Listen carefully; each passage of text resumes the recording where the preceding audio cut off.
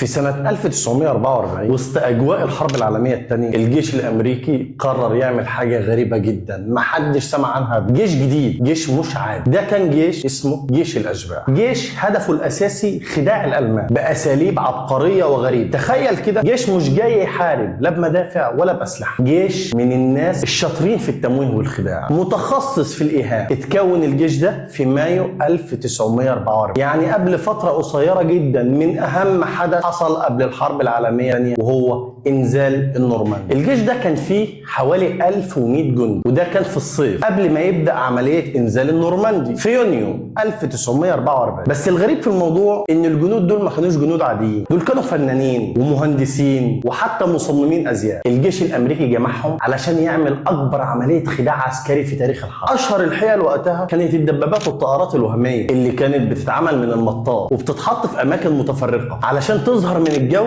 انها جيش حي. الطيارات الالمانيه لما كانت تبص على المواقع دي من فوق تشوف عشرات الدبابات والطائرات، لكن لما يركزوا اكتر يكتشفوا انها مجرد وهم. كمان استخدموا مكبرات صوت ضخمه جدا عشان تبث اصوات دبابات وجنود بيتكلموا وطائرات، وده كان حوالي في اغسطس 1944 في مناطق قريبه من خطوط القوات الالمانيه. الالمان كانوا بيسمعوا الاصوات دي يفتكروا ان في تحركات فعليه حصلت، مع ان كل الكلام ده كان مسجل وكل اللي بيسمعوه اصوات مزيفه وبتتذاع في الهواء. وعلشان يزيدوا الخداع اكتر استخدموا اشارات واجهزه تضلل الرادارات الالمانيه. كانوا بيبعتوا اشارات مش حقيقيه علشان تظهر للالمان على الرادارات بتاعتهم كأن في جيوش باعداد كبيره جدا بتتحرك. وده كمان حصل قبل عمليه تحرير باريس في اغسطس 1944. لكن اهم عمليه خداع حصلت في الوقت ده كانت وقت نزول النورماندي في 6 يونيو 1944. جيش الاشباح لعب دور كبير جدا في تضليل الجيش الالماني، خلى القوات الالمانيه تتوقع ان الحلفاء هيجوا من منطقه اسمها كاليه بدل ما ينزلوا في نورماندي، وده ساعد الحلفاء على نجاح العمليه. بعد انتهاء الحرب سنه 1945 الجيش اعتبر ان اللي حصل ده